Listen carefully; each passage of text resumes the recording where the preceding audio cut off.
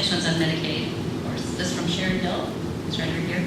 Are there any new creative ideas to allow Georgia to participate in Medicaid expansion while still responding to the governor's concern about the cost to the state over time? Currently, our decision to not expand Medicaid is still stands.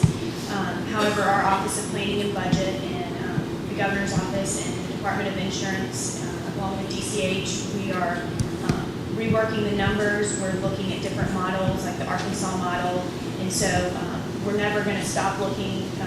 Just saying no and not looking at all the options is not what we're going to do. So our Office of Planning and Budget and DCH is working very hard on new projections and looking at the new plans that are coming out and seeing if those are options in Georgia. And so as we develop those projections, we'll be able to evaluate those fully to see if any of those could possibly work for our population as well.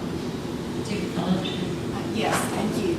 Is there any thought around combining Medicaid expansion with the desire to reduce recidivism and bring in our criminal justice reform?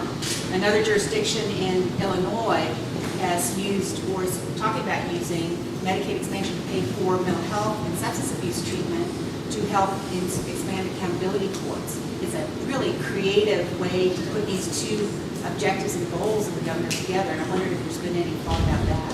I think the governor is very clear on his position that the state cannot afford to expand Medicaid. I do think that Katie is absolutely correct that the governor's team, as well as other constitutional officers around the state, are tirelessly looking for other options, and I think that the tie-in with mental health and recidivism is exactly what the Criminal Justice Reform Commission intends to be looking at. You mentioned that the governor is opposed to expanding Medicaid because it is not affordable. Under what context would he say that it is affordable?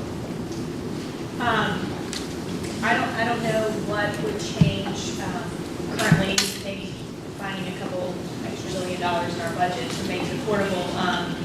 But right now, the projections that we have, even with the promise of 100% match, which we're all wary of, in the 90% thereafter, we don't have the state funds. We could start taking funds from education and juvenile justice to help bolster Medicaid funds, but it still wouldn't be enough. And until we can, find that magical money, there's really nothing